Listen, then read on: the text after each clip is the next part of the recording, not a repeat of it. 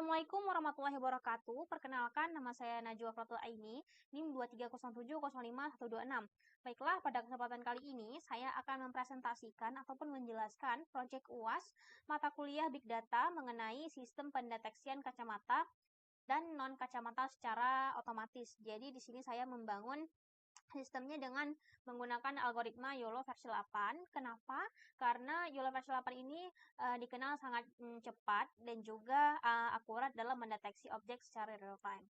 Jadi sebelumnya saya sudah mengumpulkan dataset sebanyak 150, 100 untuk data train, 25 untuk data valid dan juga 25 untuk data test. Jadi data valid dan juga data trainnya sudah saya labelkan. Kemudian saya masukkan ke dalam folder Big Data. Bagi dua, ada image dan juga labels. Nah, langsung saja ke codingannya. Jadi, yang pertama itu ada syntax from Google Colab import drive. Jadi, ini tuh berfungsi untuk menghubungkan Google Drive kita dengan Google Colab. Jadi, di sini kita codingannya itu menggunakan Google Colab. Nah, di sini saya langsung mengupload foldernya, folder big datanya ke dalam folder dari Colab-nya. Jadi supaya lebih mudah untuk menemukan di mana lokasi dari folder tersebut. Jadi foldernya itu saya zipkan supaya lebih mudah ataupun cepat ketika di-upload ke dalam Google Colab-nya. Jadi caranya tinggal di drag and drop aja. Ini tinggal kita drop ke dalam konten.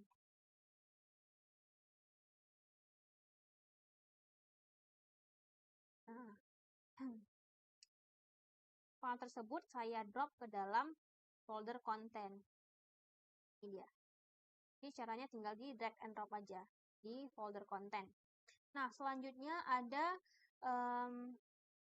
syntax unzip content big data inde konten YOLO UAS. Jadi sintaks ini tuh berfungsi untuk mengunzip ataupun mengekstrak file zip ataupun folder zip yang tadi kita upload ke sini ke dalam directory. Jadi mindi ini tuh maksudnya itu adalah directory ke dalam folder YOLO UAS. Jadi kita mengekstrak ini tuh lokasi dari folder yang mau kita ekstrak tadi, file yang mau kita ekstrak tadi. Jadi dia tuh mengekstrak ini ke dalam ini. Jadi dalam konten terus ada big data. Jadi kita mau mengekstrak dia itu ke dalam folder yang namanya YOLO UAS.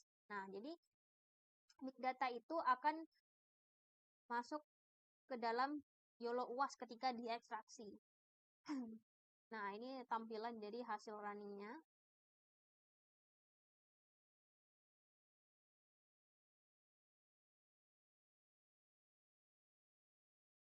Nah, selanjutnya ada sintaks rootdir sama dengan konten YOLO UAS. Jadi, fungsinya itu dia tuh kita membuat variabel baru yang bernama rootdir. Jadi, dia itu menyimpan alamat ataupun lokasi dari folder utama project kita. Tadi kan project kita itu tersimpan di dalam folder konten terus YOLO UAS. Jadi kita inisialisasi menjadi rootdir. Jadi kenapa sih kita harus buat seperti ini? Jadi ini tuh fungsinya tuh untuk memudahkan kita ketika kita ingin memanggil lokasi folder utama kita. Jadi kita nggak perlu panjang-panjang ngetik konten YOLO UAS. Jadi kita tinggal ketik rootdir aja.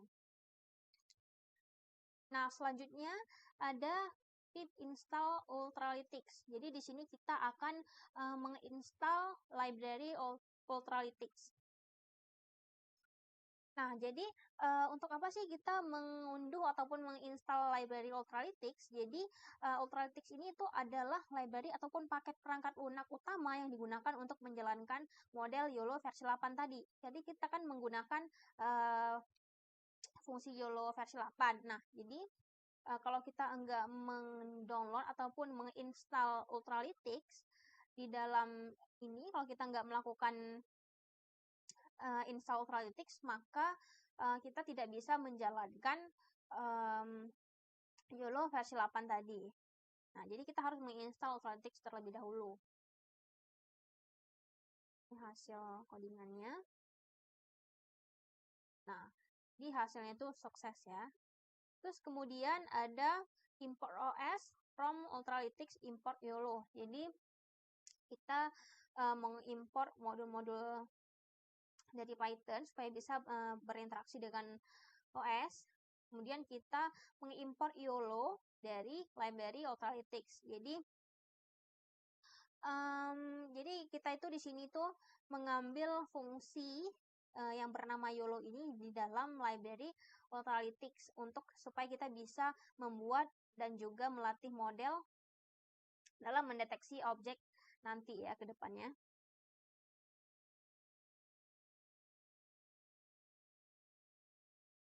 Nah, selanjutnya kita akan ke melatih model. Jadi di sini ada model sama dengan YOLO v8n.yaml. Jadi di sini tuh kita akan membuat model baru dengan konfigurasi YOLO v8n.yaml. Jadi maksud N di sini itu adalah nano. Jadi YOLO v8n ini adalah varian dari YOLO versi 8 yang paling cepat dan juga ringan. Jadi baris ini itu memberitahu model di mana letak dari data yang sudah kita siapkan yang menjadi buku panduan dari model tersebut. Jadi root dir data YAML. Jadi dalam root dir konten YOLO UAS ada data YAML. Nah, data YAML ini adalah file yang berisikan informasi lokasi dari gambar dan juga class name yang ingin dideteksi oleh model tersebut. Jadi kita buka dulu.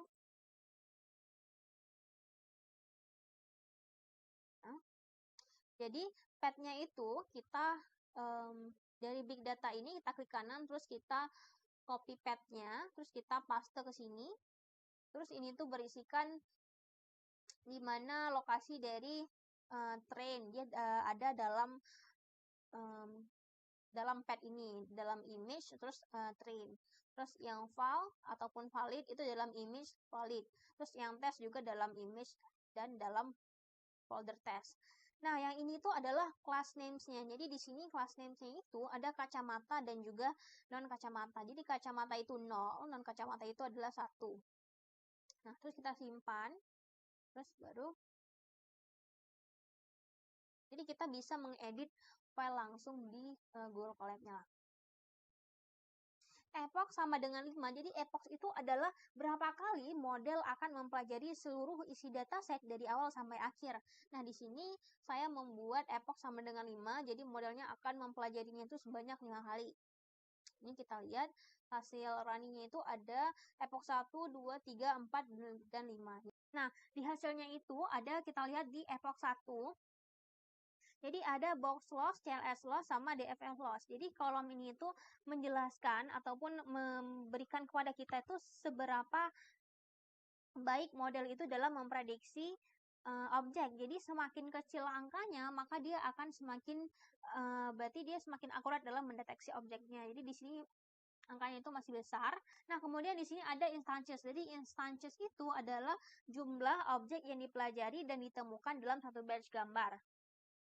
Nah, sini ada epoch 2, 3, 4, dan 5. Jadi karena kita tadi epoch 5, epoch sama dengan 5, maka dia akan mengulangi sebanyak 5 kali. Nah, kita akan langsung ke summary-nya aja ataupun kesimpulannya. Ini summary-nya. Nah, jadi ini kelasnya itu ada yang tadi, class names, itu ada kacamata juga non kacamata. Terus image-nya itu ada 25.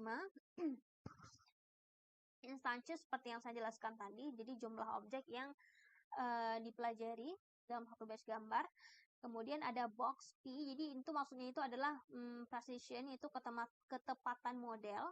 Terus ada ini, R ini maksudnya itu adalah recall, itu kemampuan model dalam menemukan semua objek, juga 0.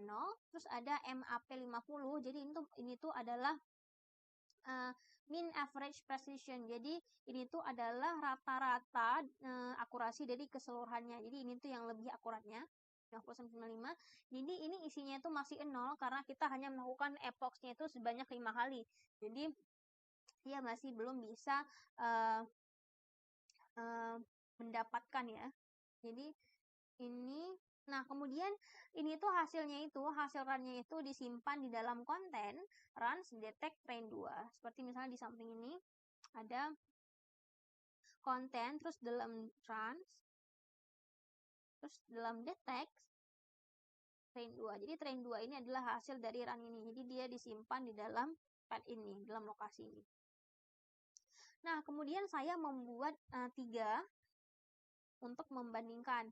Jadi yang kedua ini ada epoxnya itu 60, dan juga yang ketiga itu epoxnya itu 90, supaya lebih akurat, karena dalam konteks saya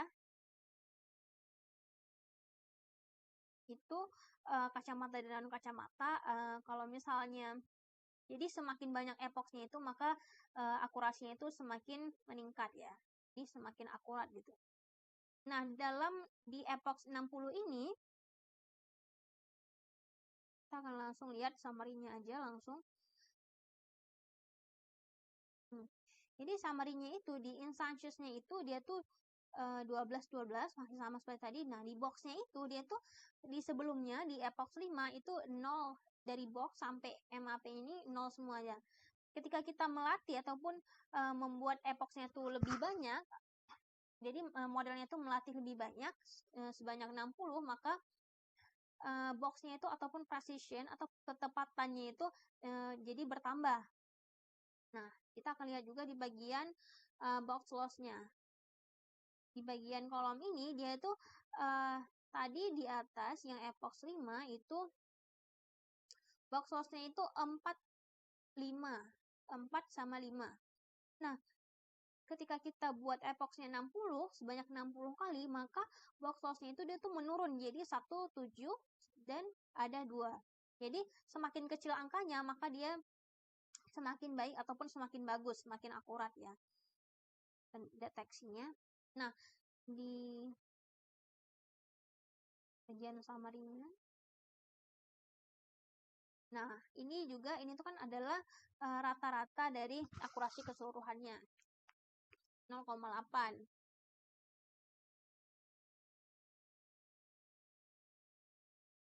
Nah, kemudian ini tuh disimpan seperti tadi, dia disimpan di dalam train 3. Yang tadi train 2, ini train 3 yang epox 60.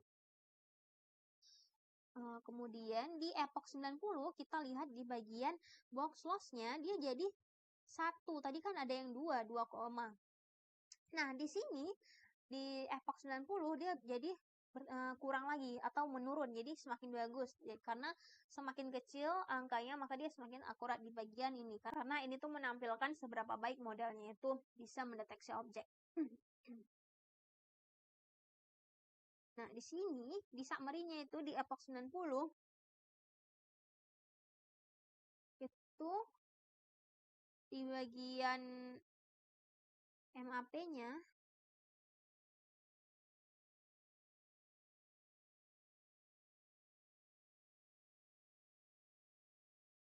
di sini MAP-nya 0,8.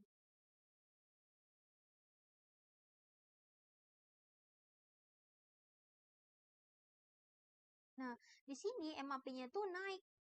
Maka dia MAP itu kan adalah rata-rata keakuratan dari semuanya. Jadi dari 0,8, dari 0 yang epoch 5 ke epoch 60 jadi 8, terus di epoch 60 jadi 0,9, jadi semakin bagus ya.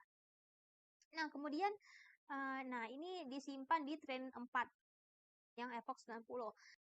Nah, selanjutnya kita masuk ke menguji dan visualisasi.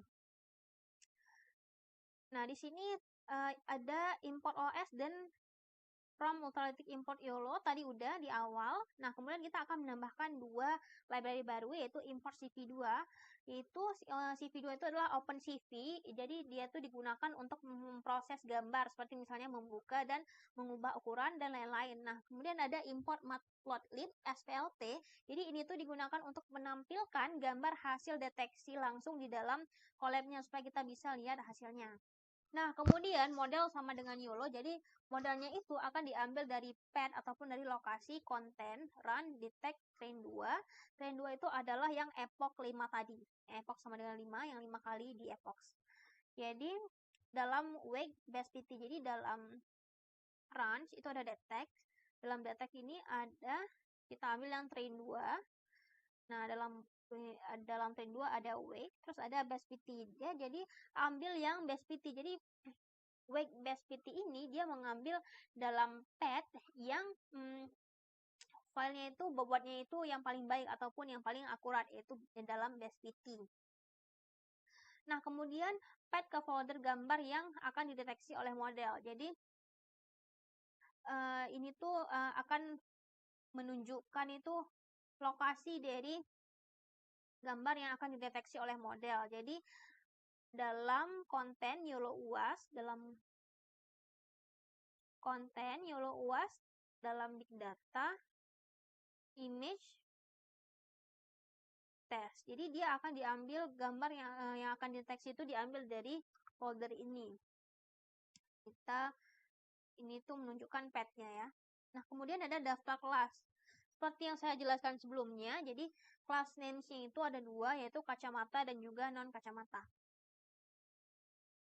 Nah, kemudian ada fungsi ini. Jadi fungsi ini itu adalah looping ya. Jadi program ini itu maksud dari program ini, dev process image in folder, dia itu akan masuk ke dalam folder gambar satu persatu untuk mengecek apakah file tersebut PNG, JPG, atau JPEG, lalu memasukkan hasilnya itu ke dalam model image path untuk dideteksi secara otomatis.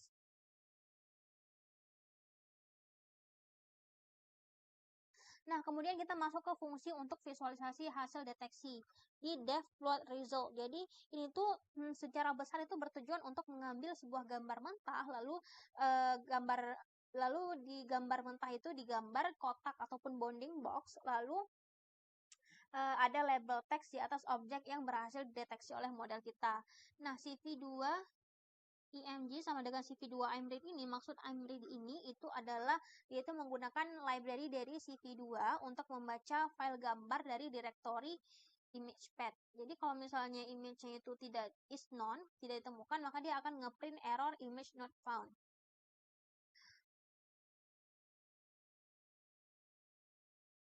Nah, kemudian kita akan melakukan iterasi pada hasil deteksi ini ya, for result, in result boxes sama dengan result boxes.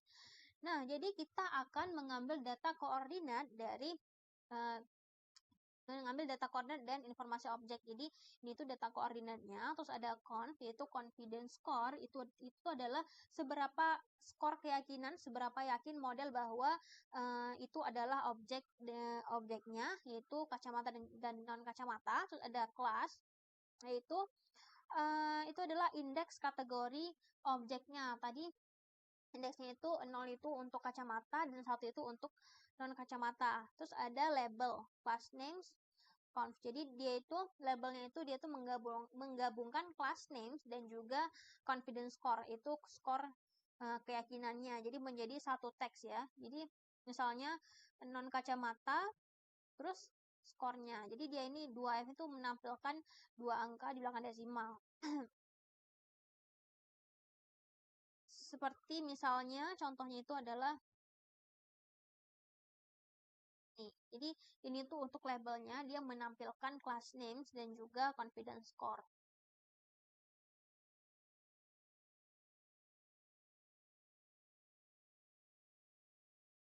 Nah, kemudian kita akan masuk ke visualisasi. Jadi CV2 rectangle ini yaitu menggambar kotak di sekeliling objeknya itu dengan warna biru. Jadi ini tuh adalah kode BGR, yaitu warna biru 25,0,0 ini dengan ketebalan 2 pixel ya.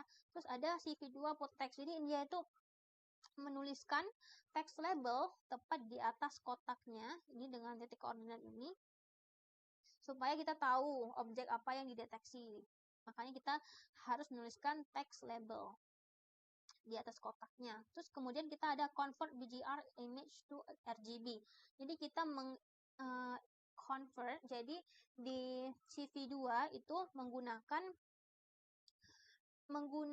dia tuh membaca gambar itu dalam format BGR, sedangkan di Matplotlib itu membaca dengan format RGB. Jadi kita convert dulu dari BGR ke RGB supaya gambarnya tidak aneh.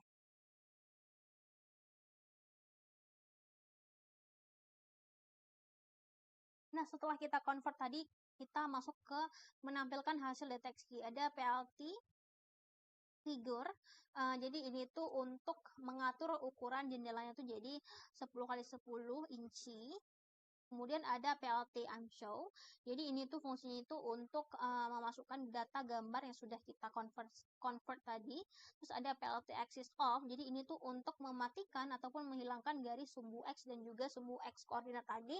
Terus ada PLT title. Jadi ini tuh untuk memberikan judul di atas gambar. Jadi dia tuh menampilkan nama filenya aja tanpa dengan lokasi-lokasi gambarnya itu, jadi enggak. Jadi cuman nama gambarnya aja. Terus ada PLT show. Jadi ini tuh adalah perintah terakhir yang benar-benar akan menampilkan pop-up gambar di hasil run nanti. Nah, kemudian ada proses semua gambar dalam folder. Proses image in folder, image folder, model. Jadi di sini kita memanggil semua kode utama untuk diproses secara otomatis, untuk diproses satu-satu secara otomatis. Jadi dia itu melakukan looping untuk setiap gambar. Dia akan menjalankan model deteksi, kemudian visualisasi, terus melakukan konversi warna dan menampilkannya satu persatu secara otomatis. Jadi dia memanggil kode utama secara bersamaan sekalian, jadi akan diproses secara otomatis satu persatu. Makanya proses semua gambar dalam folder. Nah, kita akan lihat ini hasilnya.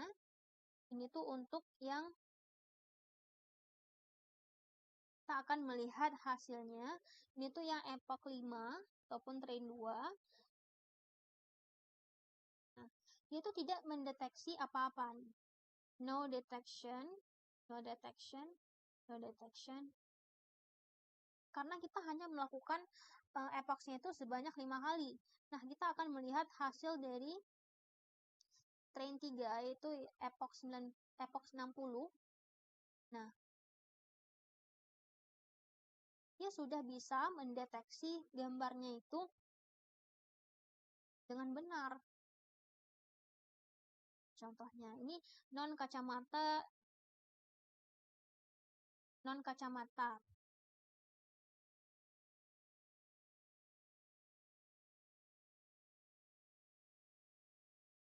Akurasinya 0,62. Terus selanjutnya ada non kacamata. Ini tidak terdeteksi. Kemudian ini terdeteksi non kacamata ya. Kacamata. Kemudian kita akan melihat yang train 4 ataupun epoch 90. Hasil runnya kita akan melihat yang tadi.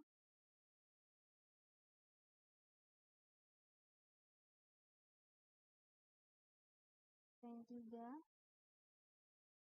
Kita akan melihat yang ini terdeteksi apa enggak. Ini epoch 90.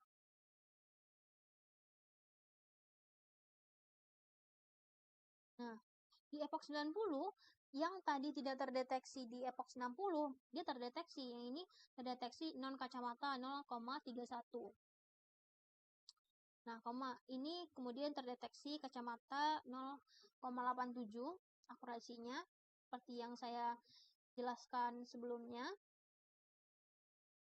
di label ini. Terus ini non kacamata.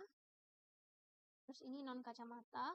Jadi kesimpulannya, jadi ketika kita melakukan epoch sebanyak 5 kali, maka dia tidak ada yang terdeteksi karena kita hanya melakukan epoch sebanyak 5 kali. Jadi modelnya tuh hanya belajar sebanyak 5 kali.